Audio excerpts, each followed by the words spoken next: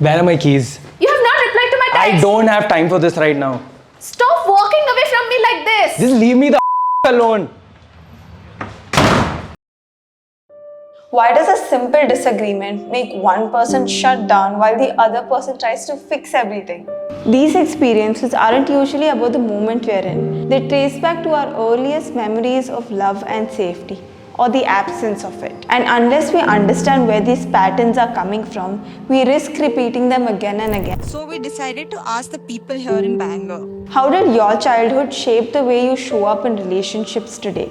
My parents were unavailable, so now I don't know how to show emotions. I think that's how you live. That's how Sigmund Freud says, right? The first 13 years of your life, that's how you grow up to be, and then that's your first instinct. And throughout your life, you have to fight those instincts. That's your first relationship in the world with your parents. If that doesn't go well, you don't know what to expect from the outer world. We talk about romantic relationship. You won't show up if you had a parent who was absent in your life or who didn't contribute in your life. Let's suppose if your parents' relationship has not been ideal, you would actively notice what's wrong with them. So whenever you are doing that to another person, you will actively recognize if you're doing it to them or not. I couldn't communicate properly as a child because I was raised by different people. Like my grandparents for a while, then my parents. There is like detachment between everyone. I didn't spend enough time with my grandparents to get attached. Neither did I spend enough time with my parents to get attached. I think I grew up being a people pleaser because I wanted to please everyone. We don't always recognize our patterns unless they clash with someone else's.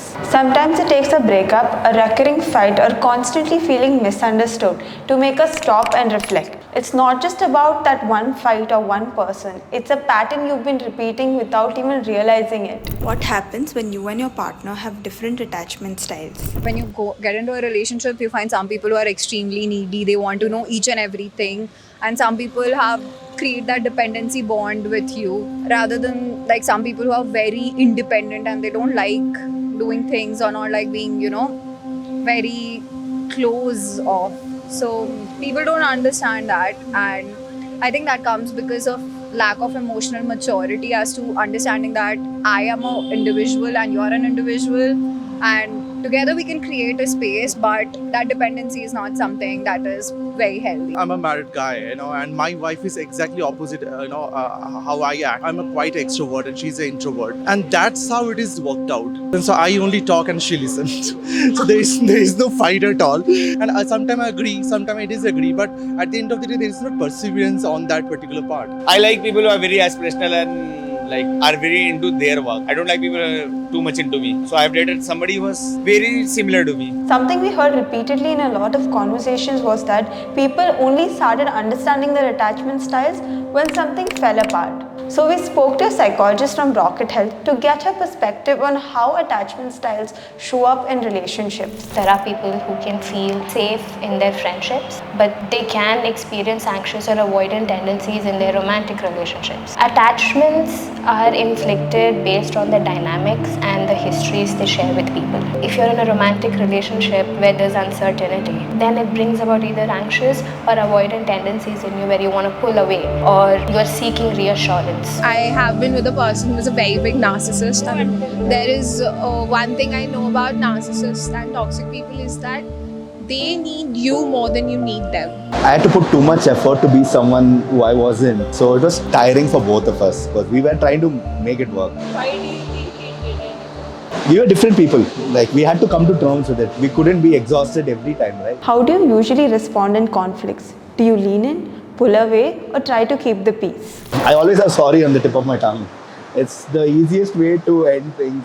No ego there, just say sorry. Like even if you're not at fault, say sorry. I always blame myself for everything, right? So I find a way to make it about me and say sorry. I wouldn't say it out of stupid context. It's just that if it's like we both had a through and fro, then probably I would be the first to say sorry. I feel I'm a person who shuts down very fast. I tend to avoid it first at best. I think I'm the person who will take the blame in the end, because I have the kind of thing that I don't want to lose you, so I'm ready to take the blame. It's mostly parents and joint family. So I grew up with a lot of people. So you're not used to telling your emotions. So then it's very internalization of your emotions, right? It must be me. It must be my fault. For children who get to meet different versions of their parents when they come back home, some days they get to meet warm, loving, attentive parents.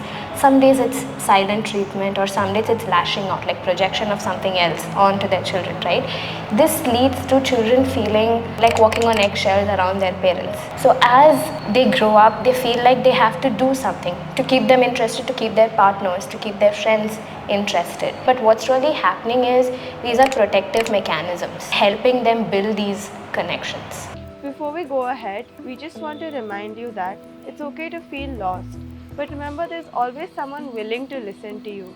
Or you could always reach out to Rocket Health and speak to one of our expert therapists. My first instinct is to withdraw, and I rather want to, contemplate. I want to think about the situation before I reply, because I have been quite hot-headed. I would rather prefer to give him space and understand what is the issue and then go back to it and try to solve it in the calm way. If both of them start, shouting at each other, it would look like a dogfight. No solution for it. One has to sober down, the other has to understand what is the problem, and I think you should give space when a heated argument is happening, and I think definitely it works after some time. Let's say an anxious partner. They constantly crave for closeness, crave that attention, require that validation. They might come off as, why are we not spending much time together? I feel like we're getting distant. For an avoidant partner, it comes off as overwhelming. It comes off as suffocating. They might respond as, what's the big deal about this?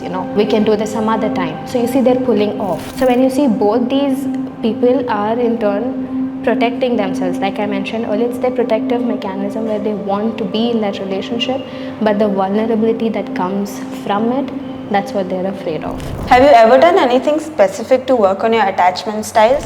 As my nature is, extrovert, but that does not mean I don't listen. There's a huge difference between this. When you need to listen, you have to understand when you need to listen. You cannot talk all the time. So you have to mold yourself based on the situation and requirement, right? You cannot just predict how you are. There is a huge difference between being relationship and being married. When you start living with somebody, you will understand a lot thing about it, right? Like your own time, how you will bifurcate your own time and wanted to share with the same time with her or him. It's really important, right? To understand that the thought shift has been changed a lot. Sometimes what is not required. There is no extrovert, there is no introvert. It's all about the connection what you have. When I was young, I didn't understand. I just wanted to prove a point, put a point across.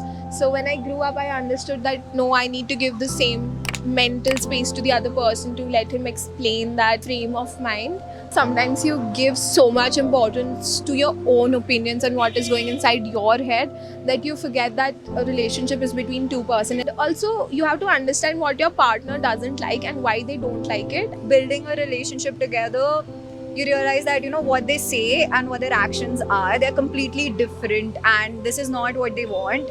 And there are always, you have to read in between the lines. Oh my god, like that's the worst part of it all.